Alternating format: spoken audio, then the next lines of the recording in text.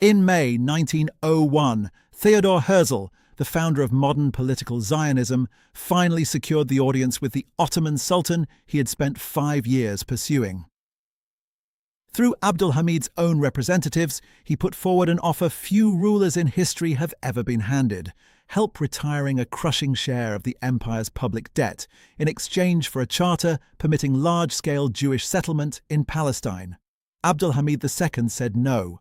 Not a negotiation, not a stall, a refusal from a ruler whose empire was, by any objective measure, drowning in exactly the kind of debt Herzl was offering to help erase.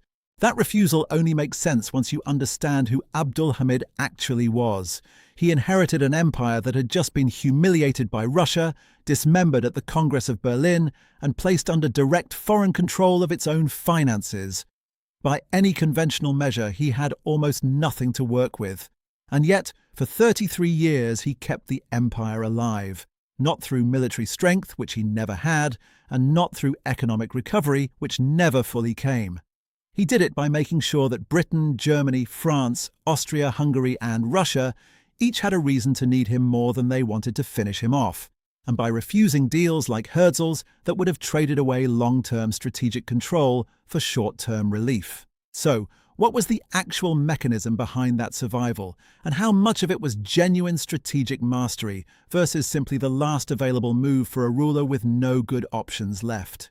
Abdul Hamid came to the throne on August 31, 1876, replacing his mentally unstable brother Murad V in the middle of the Great Eastern Crisis, Balkan uprisings, an Ottoman state bankruptcy, and mounting pressure from Russia and the other great powers.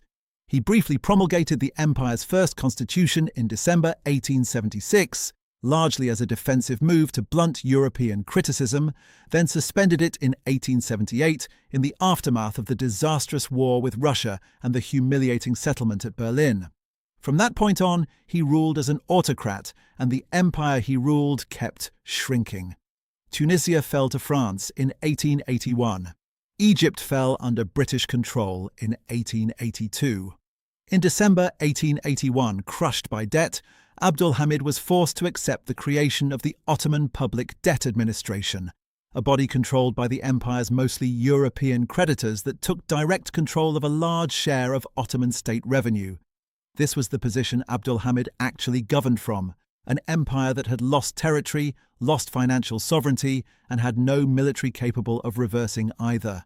First, after being abandoned by Britain and squeezed by France, Abdul Hamid turned deliberately toward Germany, the one great power without existing colonial claims on Ottoman territory. With France taking Tunisia and Britain taking Egypt, Germany was the only major power that had not yet carved off a piece of the empire. Abdul Hamid invited a German military mission under General Colmar von der Goltz to rebuild the Ottoman officer corps along Prussian lines. Kaiser Wilhelm II visited Constantinople in person in 1889 and again in 1898, building a personal relationship between the two rulers that culminated in Germany's 1899 concession to build the Berlin-Baghdad Railway. Germany's friendship was never free. It came bundled with loan concessions and infrastructure rights, but it gave Abdul Hamid a great power patron with no direct territorial appetite in the region, which none of the other powers could offer. Second, Abdul Hamid built pan-Islamism into a genuine instrument of foreign policy, not just a domestic legitimacy tool. By positioning himself as caliph and spiritual leader of Muslims worldwide, Abdul Hamid created a source of leverage that had nothing to do with Ottoman military or economic strength. Britain ruled over millions of Muslims in India. Russia governed Muslim populations among the Tatars and in the Caucasus. France controlled Muslim subjects in Morocco and North Africa.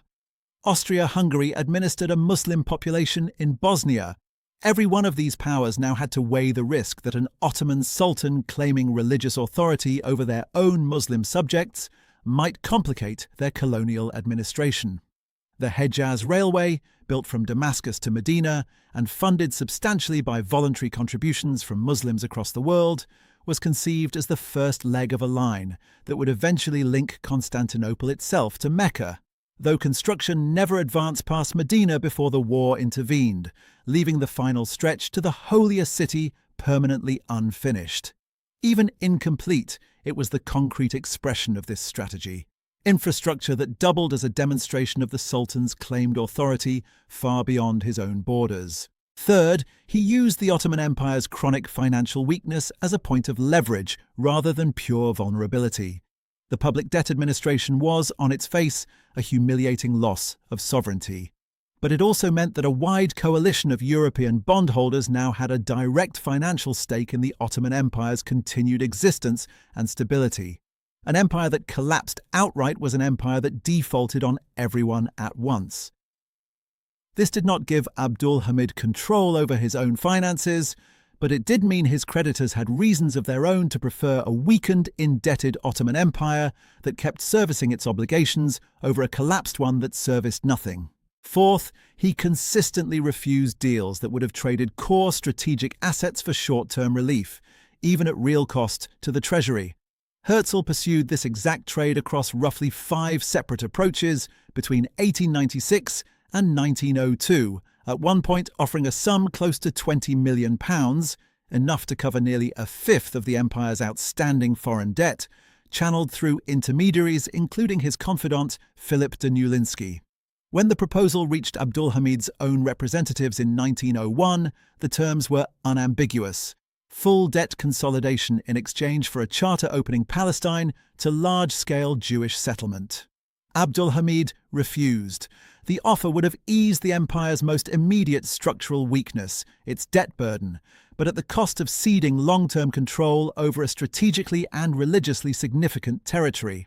Whatever else can be said about Abdul Hamid's judgment, this was a decision that prioritized long-term territorial control over immediate fiscal relief, made by a ruler who understood exactly how thin his margin for further loss actually was. Fifth, the strategy had a brutal domestic dimension that cannot be separated from the foreign policy it was meant to protect.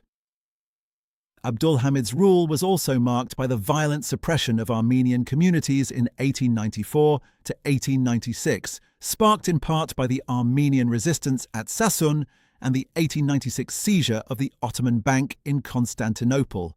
Campaigns of killing that historians estimate cost anywhere from 80,000 to as many as 300,000 lives, and that earned him the name the Red Sultan in the European press. This was not incidental to his survival strategy.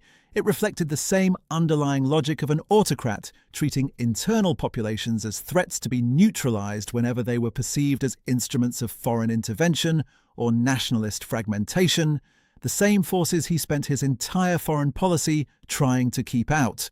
The popular image of Abdul Hamid, the wily sultan who outmaneuvered Europe through sheer cunning, gives him too much credit for control and too little scrutiny for cost.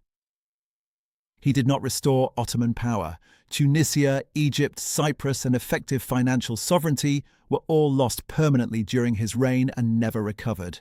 What he actually achieved was slower loss rather than reversal, buying time by making the empire's survival marginally useful to competing great powers rather than by rebuilding genuine Ottoman strength.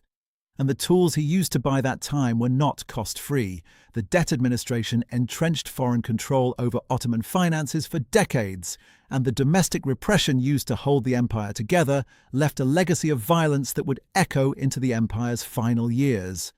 Abdul Hamid's 33-year reign was less a triumph of statecraft than a demonstration of how much time a sufficiently ruthless and adaptive ruler could purchase for a state that had already lost the ability to determine its own fate through strength alone. By the time the Young Turk Revolution forced Abdul Hamid to restore the constitution in 1908 and an army mutiny finally removed him from power in April 1909, the empire he left behind was diplomatically more entangled, financially more constrained, and internally more fractured than the one he had inherited, even though it was, against long odds, still standing.